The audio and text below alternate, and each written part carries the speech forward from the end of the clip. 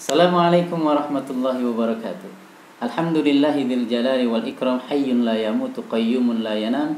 Asyhadu an la ilaha illallah wahdahu la syarika lahul alimil azimil malikil allam. Wa asyhadu anna Muhammadan abduhu wa rasuluhu da'i ila daris salam. Afdalul khalqi wal anam wa ala alihi wa ashabihi wa man tabi'a subulas salam. Qala ta'ala a'udzu billahi samii'il 'aliim minasy syaithaanir rajiim ya ayyuhalladzina aamanu taqullaha haqqa tuqatih wa la tamutunna illa wa antum muslimun wa qala 'alaihi salatu wassalam man shama ramadhana thumma atba'ahu sittan min syawal kana ka shiyamid dahri rawahu muslim amma ba'du. Teman-teman sekalian yang mudah-mudahan Allah selalu berikan kesehatan iman dan kesehatan badan, masih di suasana berlebaran di hari keempat di bulan Syawal, di sela-sela pemaparan biografi para ulama dari kitab Safahat min Sabril Ulama, kita akan sisipkan satu jawaban dalam permasalahan fikih, yaitu berkenaan dengan puasa 6 hari di bulan Syawal.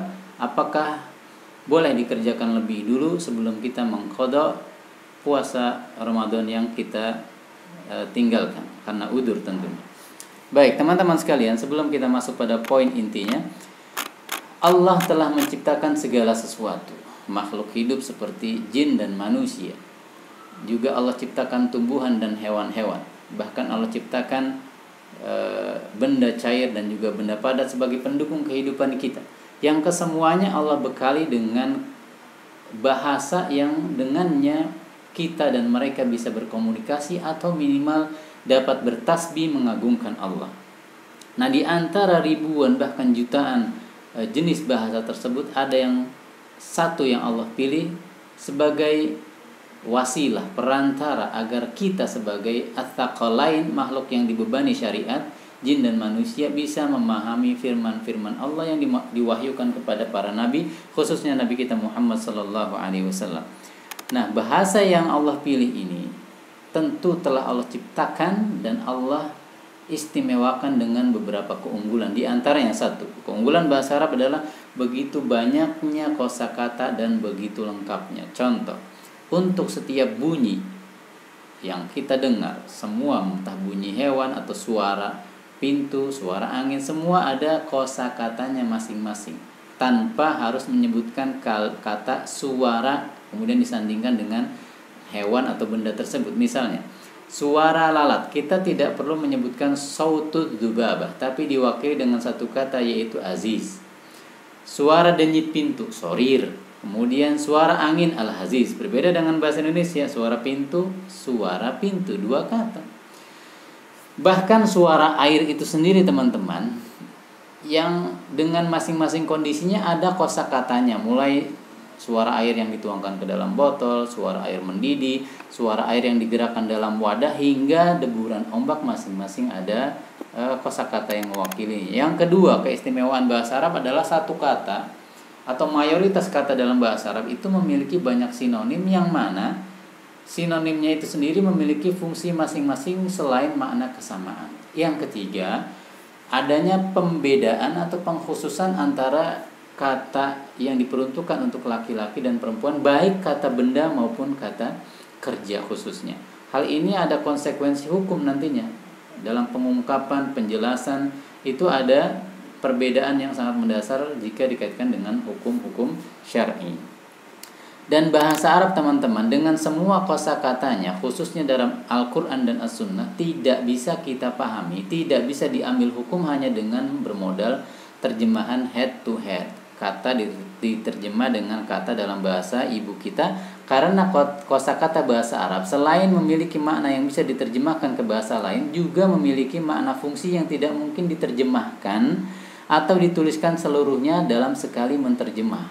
Maka perlu ada kajian ilmiah yang lebih mendalam agar kita paham Quran dan Sunnah. Nah, berkenaan dengan judul video kita kali ini, ada satu sabda Nabi Muhammad SAW yang menjadi dasar disyariatkannya puasa 6 hari di bulan Syawal. Hadis riwayat Al-Imam Muslim 1164 dari sahabat yang mulia Abu Ayyub Al-Ansari, di mana Rasulullah bersabda, barang siapa yang telah berpuasa di bulan Ramadan, maka kemudian dia berpuasa lagi 6 hari di bulan Syawal, maka 6 harinya itu seperti dia berpuasa di sepanjang tahun. Nah, yang menjadi fokus kita dalam hadis ini adalah kata sambung summa yang merupakan harfu ataf atau kata sambung yang memiliki makna yang biasa dan bisa diterjemahkan dengan kata kemudian dalam bahasa Indonesia. Namun kalau kita pahami makna terjemahannya saja, maka akan menjadi sempit makna summa ini dan hilang konsekuensi hukumnya. Nah, hukum apa yang saya maksud? Hukum fungsi dari kata summa. Kata summa memiliki fungsi untuk menjelaskan urutan, tartib wa ta'qib, dan sesuatu yang terjadi setelah terjadinya sesuatu yang lain. Artinya kalimat atau kata yang terletak setelah kata summa maknanya akan terrealisasi setelah terjadinya makna kata yang terletak sebelum kata summa. Atau dengan bahasa gampangnya, dalam hadis ini Nabi menjelaskan bahwa siyam sitan min Syawal, 6 hari di bulan Syawal, baru boleh dilakukan bila siyam Ramadan telah selesai dikerjakan sebagaimana terkandung dalam kalimat sebelumnya, man shoma, barang siapa yang telah berpuasa Ramadan. Sehingga seseorang bisa dikatakan selesai dari Ramadan bila tidak ada hutang di bulan Ramadan. Karena yang masih punya hutang statusnya masih shoma ba'da Ramadan. Dia telah berpuasa namun sebagian saja, belum shoma Ramadan, maka tidak boleh atau belum boleh untuk berpuasa sitan min Syawal. Harus mengqada baru disebut shoma Ramadan, baru berpuasa 6 hari di bulan Syawal. Kira-kira itu inti dari pembahasan kita. Jadi bagi antum yang punya hutang di bulan Ramadan hendaknya diqada dulu, baru kerjakan sitan min Syawal. Lalu bagaimana dengan perempuan yang nifas misalnya? Misalkan 40 hari, dia akan mengqada full bulan Ramadan di bulan Syawal. Nah, bagi mereka yang punya udzur seperti ini, maka boleh melakukan puasa sitan min Syawal 6 hari di bulan Syawal di bulan Dzulqa'dah. Seperti itu yang dapat kita bahas di kajian kali ini. Mudah-mudahan bermanfaat dan berguna. Barakallahu fikum wallahu taala a'lam bishawab. Assalamualaikum warahmatullahi wabarakatuh.